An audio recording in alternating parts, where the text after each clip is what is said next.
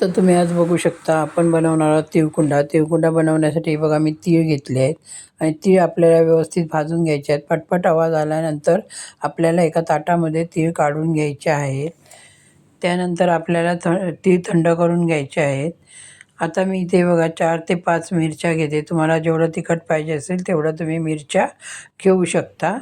तर मी इथे 5-6 मिरच्या घेतल्या आहेत, त्यांचे तुकडे करून घेतले आहेत आणि आता ते व्यवस्थित मी भाजून घेणार आहे. त्याही सर्व मिरच्या मी ताटामध्ये काढून घेणार आहे व्यवस्थित भाजल्यानंतर. त्यानंतर मी इथे बघा एक मिक्सरचं भांडं घेतलं आहे. मिक्सरच्या भांड्यामध्ये मी पहिलं आहे ना मिरच्या घालून घेते. त्यानंतर मी बघा खोबरं घालून घेणार आहे. खोबरं घातल्यानंतर आपल्याला चवीनुसार थोडं मीठ घालून घ्यायचं आहे. त्याचबरोबर शेंगदाणे घालून घ्यायचे आहेत. शेंगदाणे घालून घेतल्यानंतर आपल्याला तीळ घालून घ्यायचे आहेत भाजलेले आणि आपल्याला हे मिक्सरला एकदम बारीक वाटून घ्यायचं आहे. आणि यामध्ये तुम्ही लसूणचाही वापर करू शकता. तुम्हाला आवडत असेल तर 5 ते 6 लसणीच्या पाकळ्या घाला आणि हे बघा बारीक एकदम वाटून घ्यायचं आहे. आणि हे बघा मालवणी पद्धतीत तिळकुंडा बनवून तयार झालेला आहे.